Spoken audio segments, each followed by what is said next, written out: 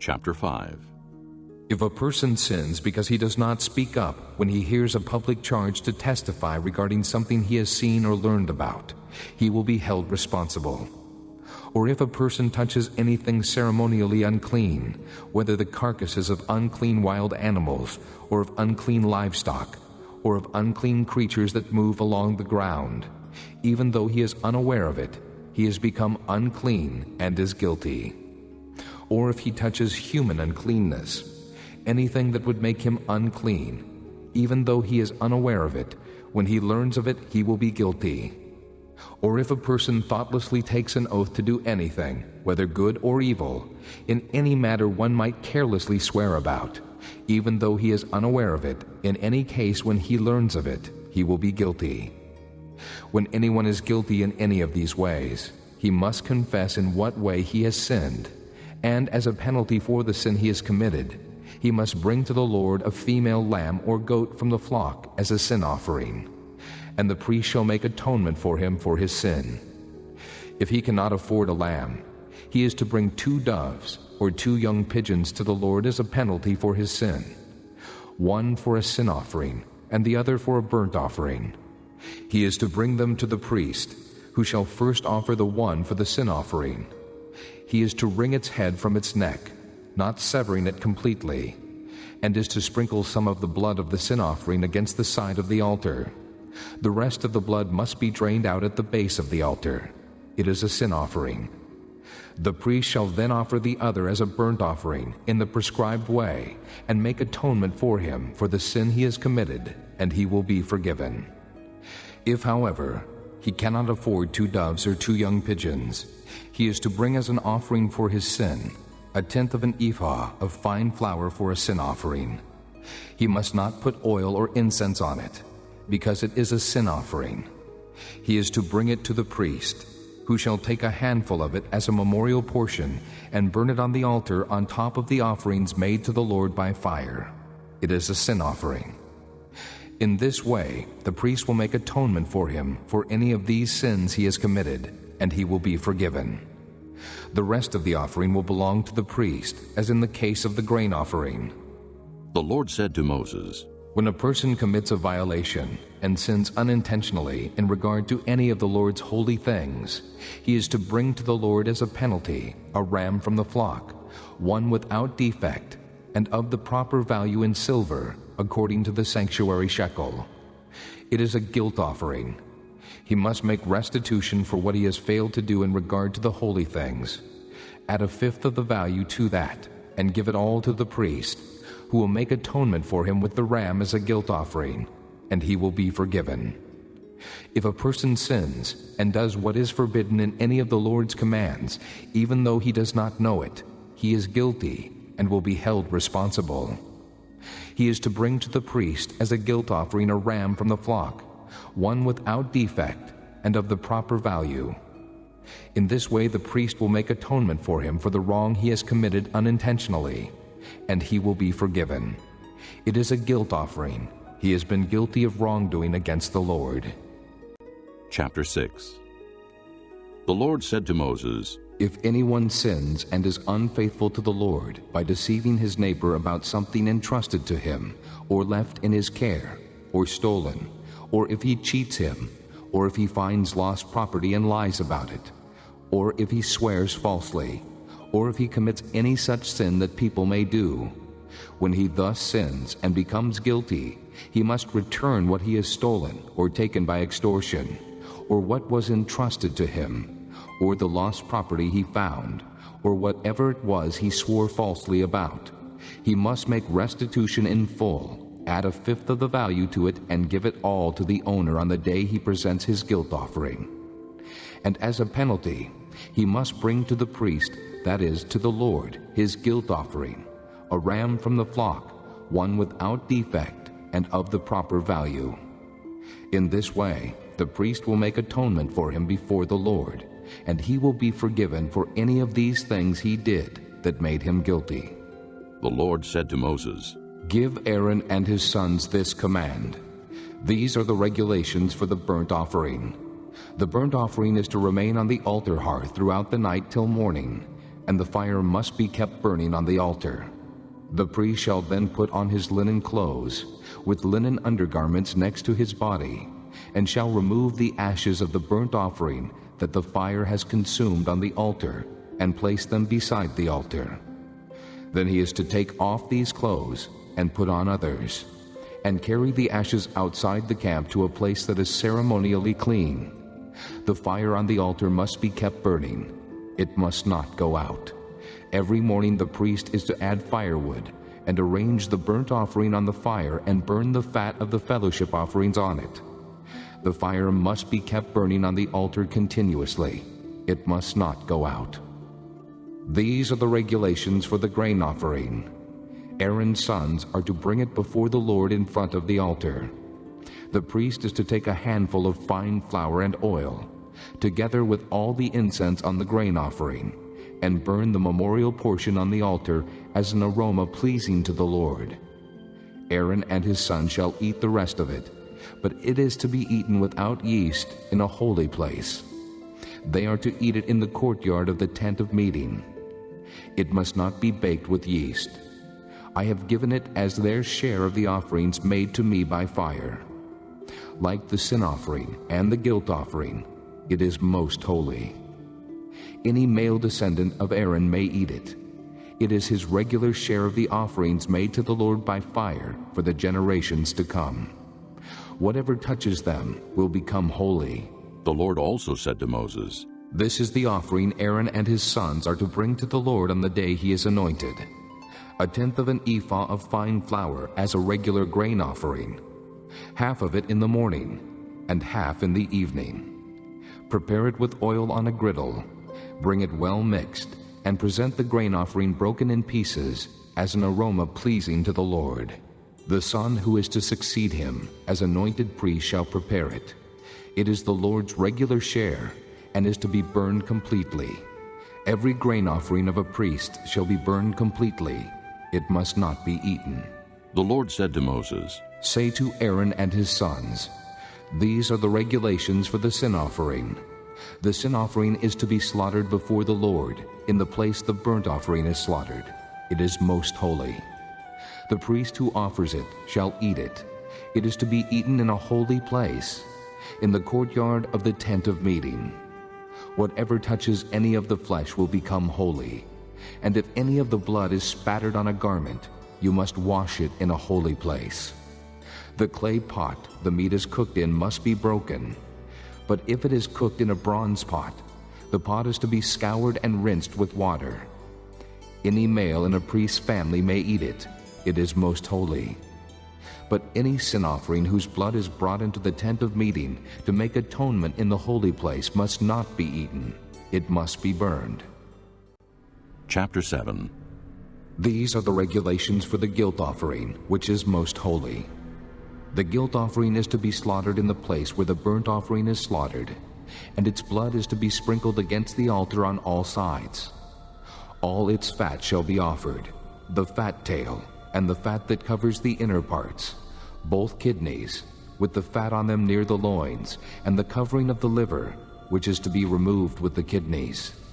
The priest shall burn them on the altar as an offering made to the Lord by fire. It is a guilt offering.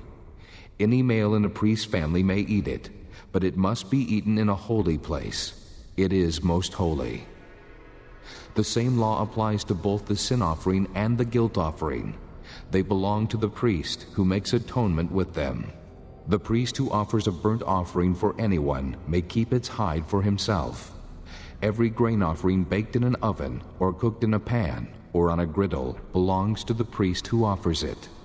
And every grain offering, whether mixed with oil or dry, belongs equally to all the sons of Aaron. These are the regulations for the fellowship offering a person may present to the Lord.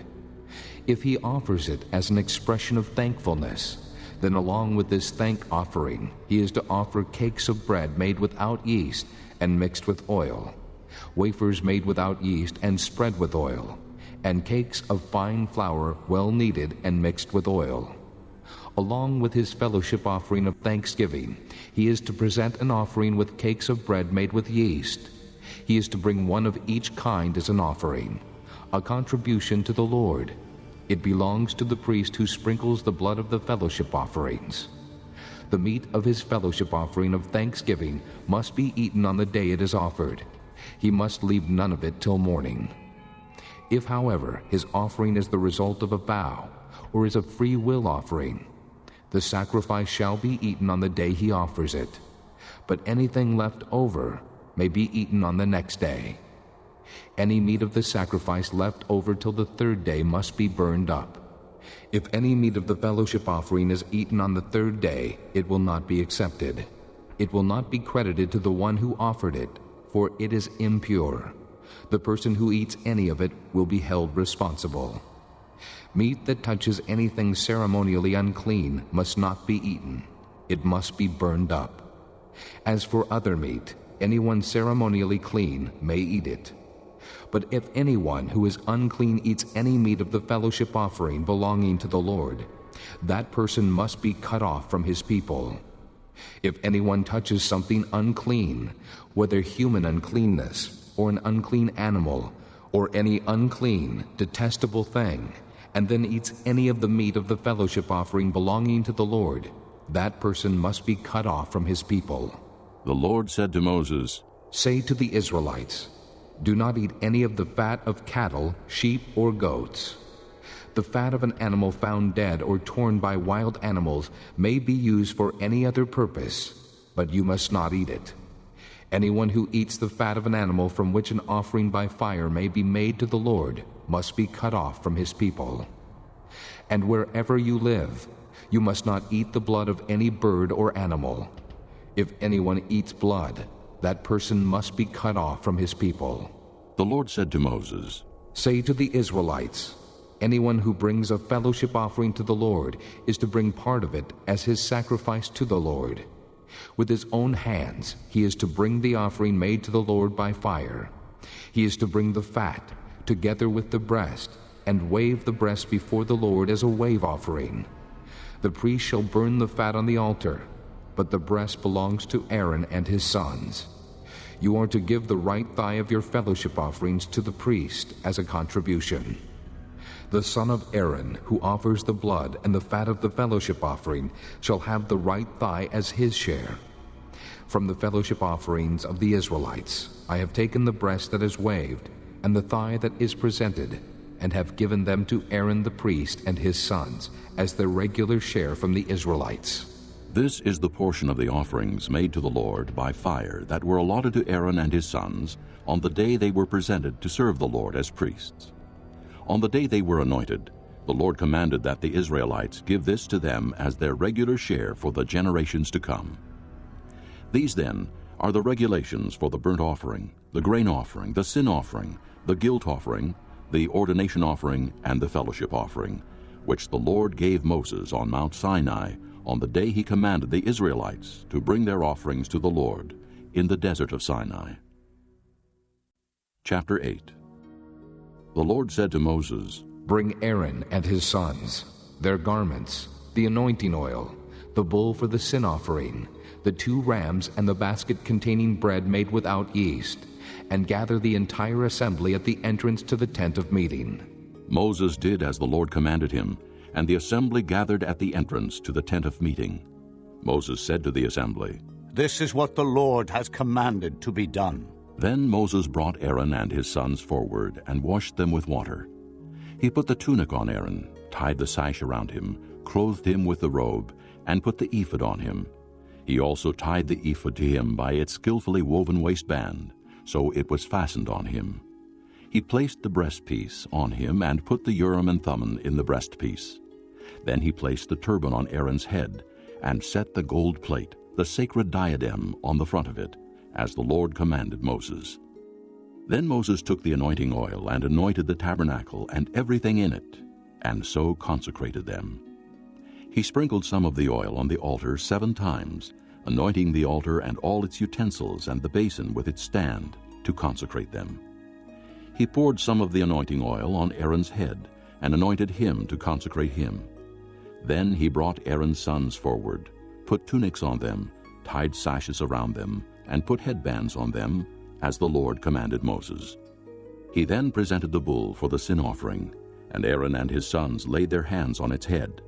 Moses slaughtered the bull and took some of the blood, and with his finger he put it on all the horns of the altar to purify the altar. He poured out the rest of the blood at the base of the altar. So he consecrated it to make atonement for it. Moses also took all the fat around the inner parts, the covering of the liver and both kidneys and their fat, and burned it on the altar. But the bull with its hide and its flesh and its offal he burned up outside the camp, as the Lord commanded Moses. He then presented the ram for the burnt offering, and Aaron and his sons laid their hands on its head. Then Moses slaughtered the ram and sprinkled the blood against the altar on all sides. He cut the ram into pieces and burned the head, the pieces, and the fat. He washed the inner parts and the legs with water, and burned the whole ram on the altar as a burnt offering, a pleasing aroma, an offering made to the Lord by fire, as the Lord commanded Moses. He then presented the other ram, the ram for the ordination, and Aaron and his sons laid their hands on its head. Moses slaughtered the ram and took some of its blood and put it on the lobe of Aaron's right ear, on the thumb of his right hand, and on the big toe of his right foot. Moses also brought Aaron's sons forward and put some of the blood on the lobes of their right ears, on the thumbs of their right hands, and on the big toes of their right feet. Then he sprinkled blood against the altar on all sides. He took the fat tail, all the fat around the inner parts, the covering of the liver, both kidneys and their fat, and the right thigh. Then from the basket of bread made without yeast, which was before the Lord, he took a cake of bread, and one made with oil, and a wafer. He put these on the fat portions and on the right thigh. He put all these in the hands of Aaron and his sons, and waved them before the Lord as a wave offering. Then Moses took them from their hands, and burned them on the altar on top of the burnt offering as an ordination offering, a pleasing aroma, an offering made to the Lord by fire. He also took the breast, Moses' share of the ordination ram, and waved it before the Lord as a wave offering, as the Lord commanded Moses. Then Moses took some of the anointing oil and some of the blood from the altar, and sprinkled them on Aaron and his garments, and on his sons and their garments. So he consecrated Aaron and his garments, and his sons and their garments. Moses then said to Aaron and his sons, Cook the meat at the entrance to the tent of meeting, and eat it there with the bread from the basket of ordination offerings, as I commanded, saying, Aaron and his sons are to eat it. Then burn up the rest of the meat and the bread. Do not leave the entrance to the tent of meeting for 7 days, until the days of your ordination are completed, for your ordination will last 7 days. What has been done today was commanded by the Lord, to make atonement for you. You must stay at the entrance to the tent of meeting day and night for 7 days, and do what the Lord requires, so you will not die. For that is what I have been commanded. So Aaron and his sons did everything the Lord commanded through Moses.